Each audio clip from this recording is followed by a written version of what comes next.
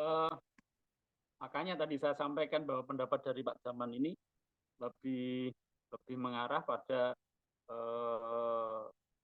tasawuf yang dalam sudut pandang kacamata sebelah gitu ya, belum dipakai kacamata kaca yang ada di sebelahnya lagi, belum dilihat gitu ya. Kalau saya simpulkan tadi kan gitu. Makanya ini memang di awal-awal tadi juga saya menyampaikan bahwa tasawuf itu kan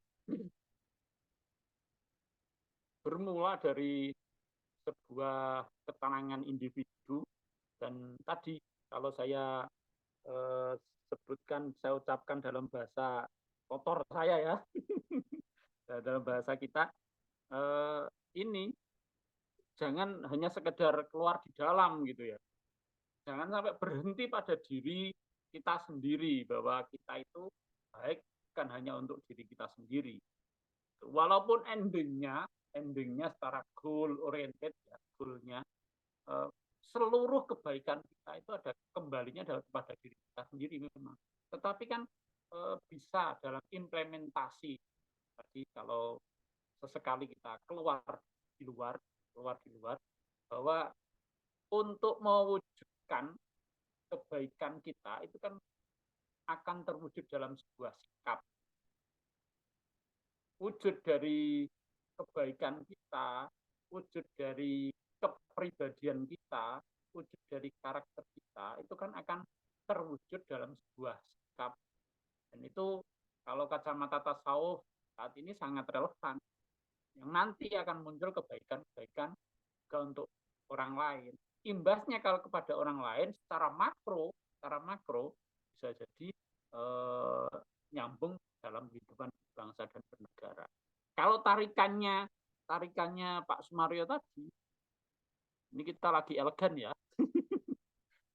Kalau tarikannya Pak Sumaryo tadi, memang sangat relevan sekali kalau kita kaitkan dalam kehidupan berbangsa dan bernegara.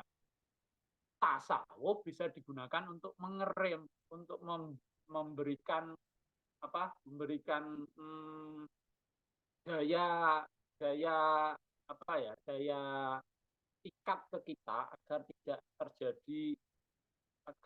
menjadikan kehidupan bermasyarakat kita menjadi hedonis, materialistik dan lain sebagainya tadi, yang tidak hanya lapar makan saja, bahkan aspal juga dimakan tadi. Itu kalau kita diilhami oleh ketasawufan, insya Allah tidak akan sampai ke sana. Kalau saya elegannya ke sana, Pak. Monggo. Ya bisa dikatakan takwa gitu Pak. Ya tasawuf tuh. Asli yang Pak saya tangkap dari perkataan Pak Naseun gitu kan. Takwa berupa bentuk tasawuf gitu kan, yang melindungi seseorang dari keharaman dan perbuatan yang zalim gitu kan. Gini Pak, kalau ditarik dari pengertian tasawuf ya, dari Syekh Abdul Qadir Jalani, Al-Junaid, kemudian Ibnu Ajibah, kemudian dari HM Amin Syukur, itu muaranya ke hati Pak. Betul kata Pak Khair tadi. Jadi yang dia membersihkan hati gitu kan, mendekat dengan Tuhannya, dengan Allah gitu kan, dengan mengamalkan riyadhah tertentu gitu. Itu dari itu target besarnya itu tasawuf tuh. Ya mungkin itu sebagai bekal bisa gitu Pak. Bisa sebagai bekal generasi dalam menghadapi kepuasan gitu kan, keserakahan, ketamakan dunia modern.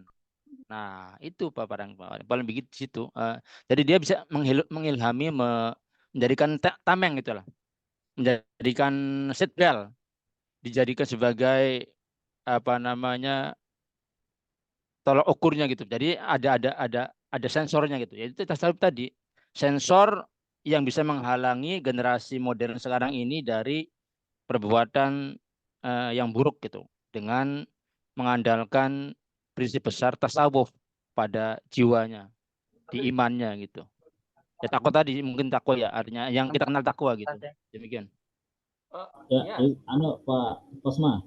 Ya, monggo Pak Suki. Ada sesuatu yang menarik kalau kita baca dari kisahnya Hasan al-Banna ketika mendirikan Ikhwanul Muslimin. Ini kan salah satu organisasi terbesar dunia Islam itu kan Ikhwanul Muslimin. Karena berdirinya Islam Ikhwanul Muslimin kan kalau tidak salah 4 tahun pasca runtuhnya khilafah Islamiyah. Ini yang menunjukkan sifat tasawufnya. Ketika itu kalau tidak salah yang diundang itu antara Umar Tilmisani atau siapa yang diundang ke rumahnya oleh Hasan Al-Banna. Dan ketepatan waktu itu Hasan Al-Banna itu cuma punya satu tempat duduk. Nah ketika Umar Tilmisani itu datang, yang dipersilahkan duduk di atas justru Umar Tilmisani dan dia duduk di lantai. Sampai Umar Tilmisani ini bertanya lah, kenapa Anda duduk di bawah? Dijawab, ya tempat duduknya cuma satu. Dan saya sebagai seorang mukmin, sebagaimana perintahnya Rasul itu, siapa yang beriman hendaknya memuliakan tamunya dan Andalah yang layak duduk di sana. Maksudnya apa? Seperti yang dikatakan Pak Ahmad Muhdis, ketika seseorang itu dalam karakter, dalam jiwanya itu tercermin jiwa tasawuf, dia akan bisa menarik jiwa-jiwanya untuk berlaku baik. Makanya kita bayangkan coba, sampai saat ini Ikhwanul Muslimin itu masih berdiri. Dan ruh dari perjuangan Hasan Al-Banna itu masih dipegang. Nah sekarang apa masanya kita di Indonesia? Karena kita ini di Indonesia seperti yang saya kirimkan kepada Pak Sumari suatu buku itu, kita semua takut dengan pikiran kita sebenarnya. Kita ini semua takut dengan pikiran kita. Dan seperti yang dilakukan setan itu ya menarik. Setan itu kan cuma menakut-nakuti kita, gitu. Menakut-nakuti kita sehingga dengan ketakutan itulah yang membuat kita mengerjakan sesuatu yang Allah larang. Sama seperti halnya dengan Nabi Adam alaihissalam itu loh Pak. Nabi Adam itu ditakut-takuti sama setan. Nah ini makanya kalau kita sebagai pendidik itu harus belajar dengan setan ini bagaimana cara mempengaruhi peserta didik ini Pak Kosma. Gitu loh. Setan itu menakut-nakuti Adam dengan dua kata. Pertama, engkau dilarang mendekati pohon itu agar kamu menjadi raja. Atau Allah melarang kamu mendekati pohon itu agar kamu tidak kekal di dalamnya. Takutlah Nabi Adam, dekatilah pohon khuldi. Makanya ini yang menarik, itu ya kita harus belajar nih sebagai pendidik itu pada iblis bagaimana caranya memikat peserta didik kita biar ngikut dengan apa yang kita perintahkan. Mungkin begitu Pak Kosma. Pak Kosma, izin Pak Kosma sebentar Pak Kosma. Saya mau menyampaikan sebuah diksi nih Pak. Ini mungkin kita sadari atau tidak, mungkin fiksi atau tidak, bahwasanya kondisi kita, negara bangsa kita sekarang ini sudah mempunyai statement, terutama golongan-golongan sekuler mengatakan bahwa tasawuf itu adalah ancaman untuk kemajuan. Mungkin belum pernah baca, tapi itulah bahwa tasawuf ini adalah ancaman untuk kemajuan bagi orang-orang yang memang ingin menghancurkan Islam di Indonesia. Jadi kalau kita ataupun pengalaman saya pribadi membaca tentang tasawuf modern kayak Buya Hamka Pak, bahwa tasawuf ini dalam konteks kehidupan berbangsa dan bernegara ini hanya sebagai obat Pak. Kenapa? Karena banyak masyarakat yang sekarang modern ini punya penyakit-penyakit jiwa, Pak. Penyakit jiwa, karena dia tidak punya kesiapan mental menghadapi perubahan zaman yang begitu cepat.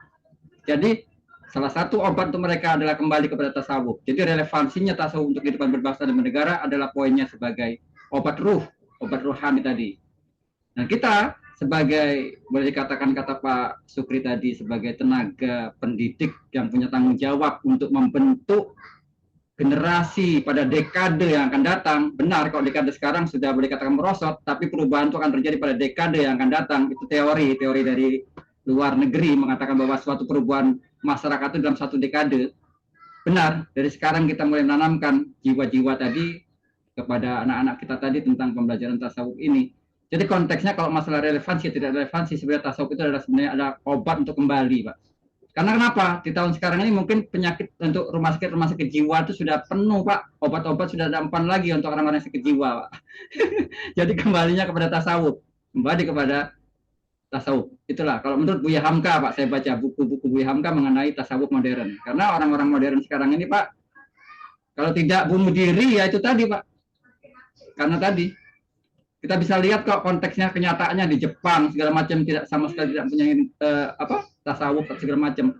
Salah satunya solusi mereka ya terjun dari jembatan tinggi, Pak. Mungkin itu saja, Pak, konteksnya. Jadi langsung disimpulkan saja, kita langsung masuk ke materi yang poligami, Pak. Itu Pak Komar sudah nunggu-nunggu masalah poligami, Pak. Terima kasih. Ini kalau kita melihat waktu sebenarnya sudah habis, Pak. Satu isu saja kita sudah habis ini.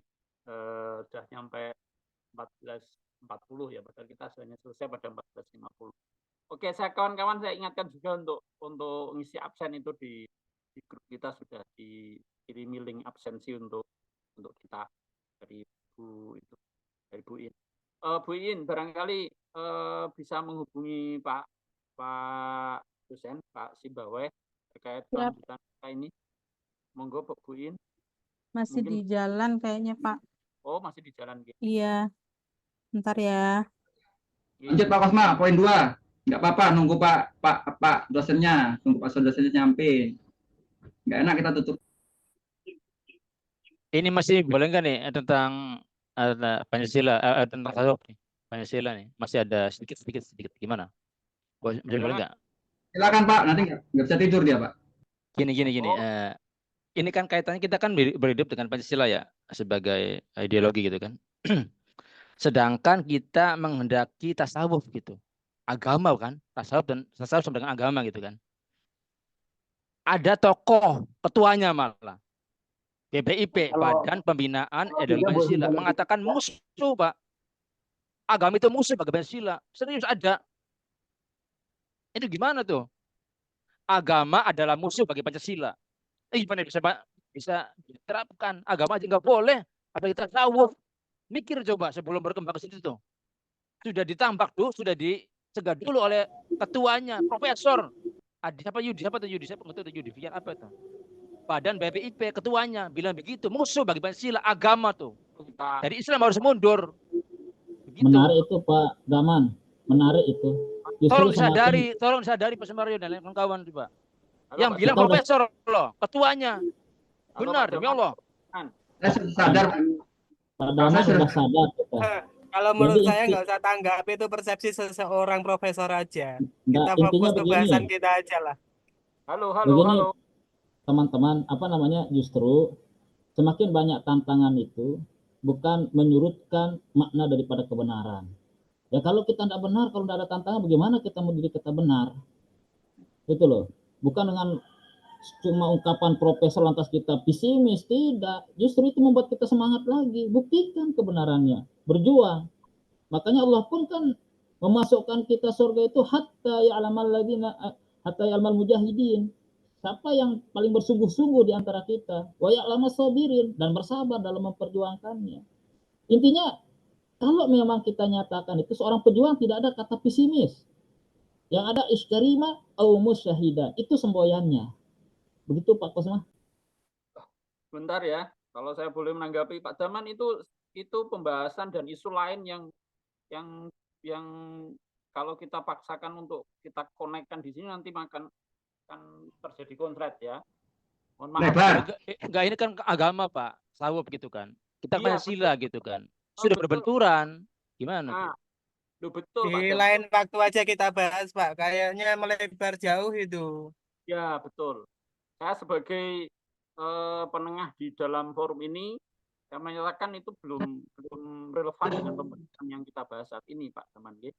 Kita forumkan lain aja nggak apa-apa itu. Unik memang ya itu ya. Beda aja Pak ke topik ini tuh, topik kawin poligami. Enak tuh kayaknya. Oke, assalamualaikum. Disuruh kholwat Pak Daman nggak boleh kawin. Ayo Pak, poligami Pak, ini Pak topiknya Pak, buka Saya Pak. menyimak dari tadi, luar biasa. Ini masih ada waktu. Ini saya ya. Ada satu pembahasan